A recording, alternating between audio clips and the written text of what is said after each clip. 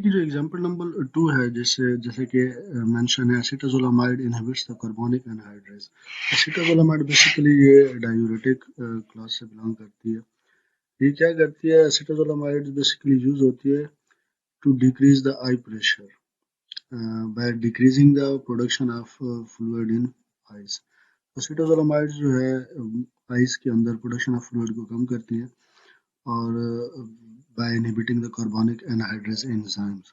तो ये जो है एक एग्जांपल है जिसमें जो है एंजाइम की इनहिबिशन के को डिस्कस किया गया है।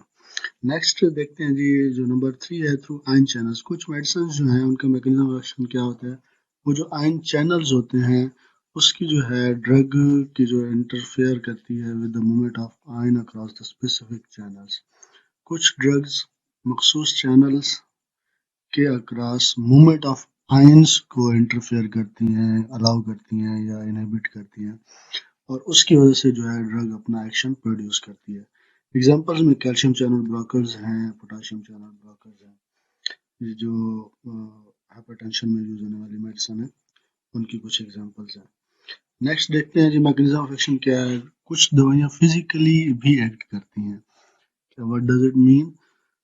The action of drug could result from its physical properties, जैसा कि absorption होती है एक्टिवेटेड चारकोल की पॉइजनिंग में। जब भी कोई पॉइजनिंग हो जाए किसी ड्रग की और आपने ओरली ली हुई है, तो स्टमक का आपने देखा होगा कि डिफरेंट इमरजेंसी कंडीशंस में एक्टिवेटेड चारकोल दिया जाता है जो कि एब्जॉर्ब कर लेता है poisonous effect of that drug को।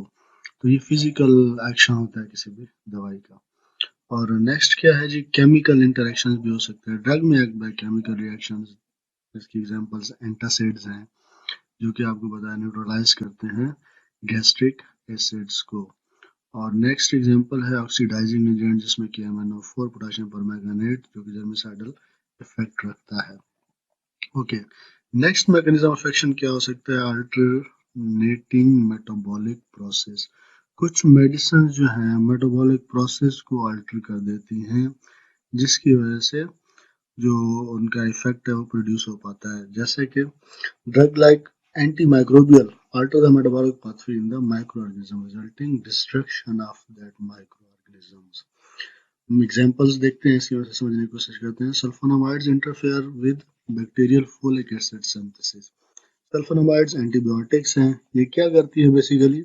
ये ब्लॉक कर देती है फोलिक एसिड सिंथेसिस को, और फोलिक एसिड सिंथेसिस को ब्लॉक होने की वजह से, चूंकि फोलिक एसिड जो है वो रिक्वायर्ड होता है बैक्टीरिया के डीएनए सिंथेसिस के लिए, तो फोलिक एसिड नहीं मिलता, बैक्टीरिया का डीएनए नहीं बन पाता और एज ए रिजल्ट बैक्टीरिया की डेथ हो जाती है।